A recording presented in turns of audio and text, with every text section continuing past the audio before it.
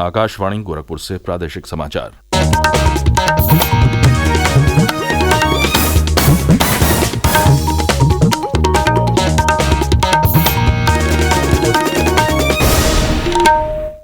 नमस्कार। समाचार बुलेटिन के साथ मैं विकास राय। पहले मुख्य समाचार। प्रधानमंत्री नरेंद्र मोदी ने 1 लाख से अधिक नवनियुक्तों को वितरित किए नियुक्ति पत्र। कहा, उनकी सरकार ने भर्ती प्रक्रिया को बनाया है पारदर्शी। देश भर में 47 स्थानों पर हुआ रोजगार मेले का आयोजन। प्रयागराज में केंद्रीय भारी उद्योग मंत्री डॉक्टर महेंद्र नाथ पांडेय ने 538 युवाओं को सौंपे नियुक्ति पत्र। मुख्यमंत्री योगी आदित्यनाथ ने मुजफ्फरनगर में ग्राम परिक्रमा यात्रा का किया शुभारंभ। कहा, डबल इंजन सरकार की प्राथमिकता में शामिल हैं किसान। और दिल्ली के मुख्यमंत्री अरविंद केजरीवाल और पंजाब के मुख्यमंत्री भगवंत मान ने अयोध्या के श्रीराम जन्मभूमि मंदिर में श्री राम लला के किए दर्शन।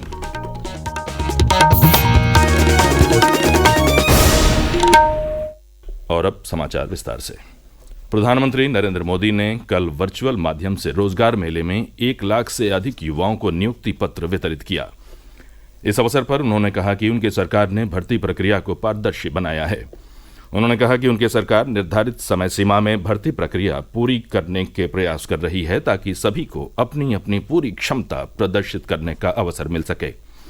प्रधानमंत्री ने कहा कि आज का युवा मेहनत करके अपना स्थान बना सकता है।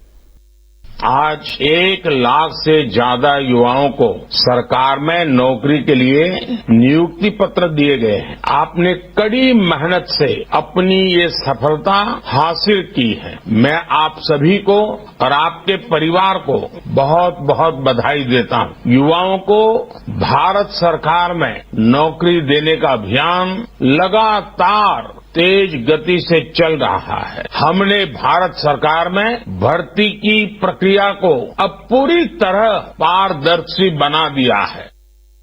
प्रधानमंत्री ने कहा कि विगत 10 वर्षों में उनकी सरकार ने पिछली सरकार के 10 वर्षों के दौरान दी गई नौकरियों के मुकाबले 1.5 गुना अधिक रोजगार दिए हैं।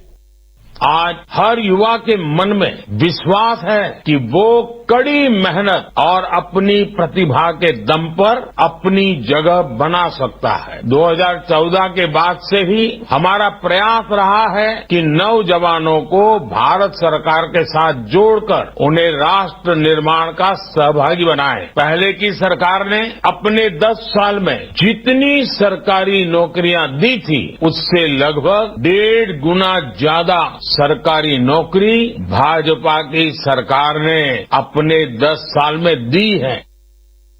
देश में तेजी से बढ़ रहे स्टार्टअप की संख्या पर प्रधानमंत्री ने कहा कि भारत इस समय तीसरा सबसे बड़ा स्टार्टअप इकोसिस्टम है। देश में स्टार्टअप की संख्या अब 1.25 लाख के आसपास पहुंच रही है। इनमें बड़ी संख्या में स्टार्टअप छोटे छोटे टियर 2, टियर 3 शहरों में हो रहे हैं जो जिला केंद्र भी नहीं हैं। इस बार के बजट में स्टार्टअप को मिलने वाली टैक्स छूट को आगे बढ़ाने का भी ऐलान किया गया है। प्रधानमंत्री ने कहा कि विकसित भारत की यात्रा में प्रत्येक सरकारी अधिकारी महत्वपूर्ण भूमिका निभा रहा है। विकसित भारत की यात्रा में हर सरकारी कर्मचारी बहुत बड़ा योगदान होगा। आज जो 1 लाख से ज्यादा कर्मचारी हमारे साथ जुड़ रहे हैं वो इस यात्रा को नई ऊर्जा और गति देंगे। आप चाहे जिस विभाग में रहे ये याद रखें कि आपका हर दिन राष्ट्र निर्माण के लिए समर्पित हो।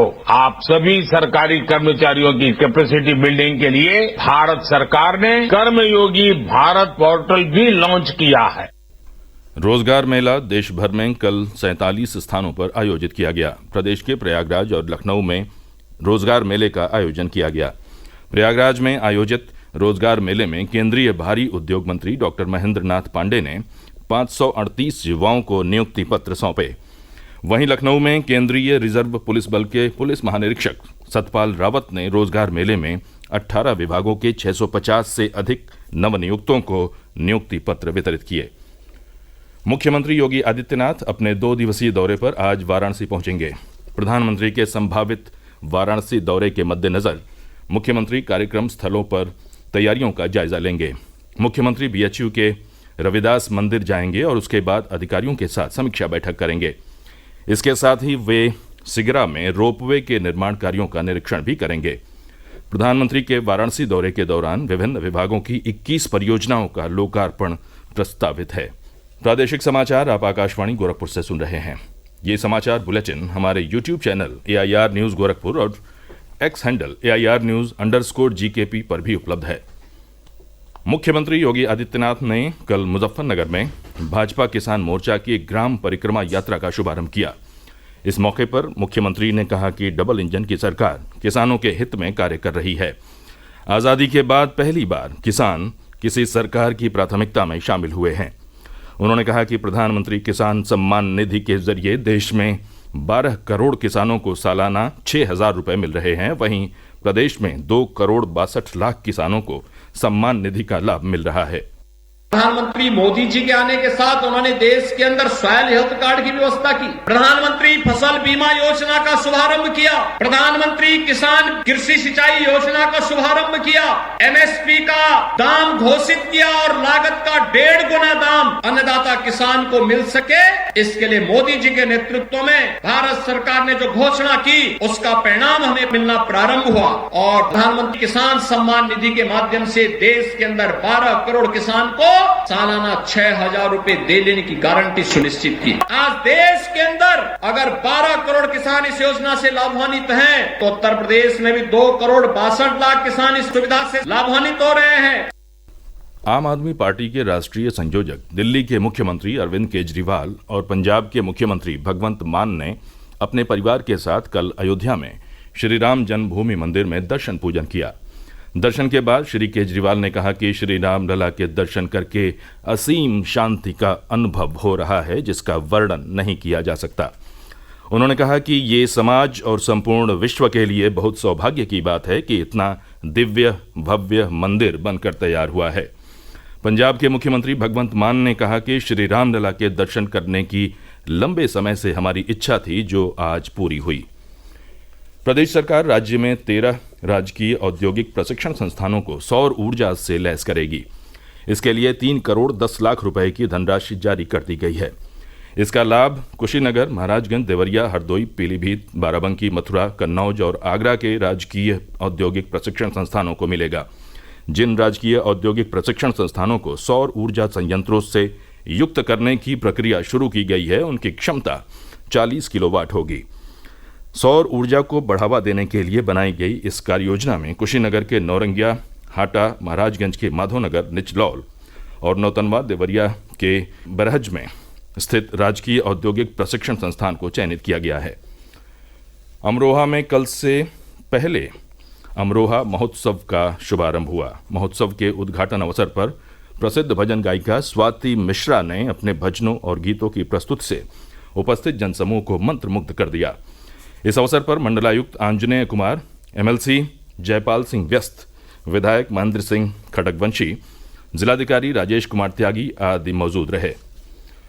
उत्तर प्रदेश पुलिस कांस्टेबल भर्ती परीक्षा के लिए अभ्यर्थी आज से भर्ती बोर्ड की वेबसाइट पर जाकर अपना परीक्षा प्रवेश पत्र डाउनलोड कर सकते हैं। ये परीक्षा प्रदेश के विभिन्न जिलों में 17 और 18 फरवरी को आयोजित की जाएगी।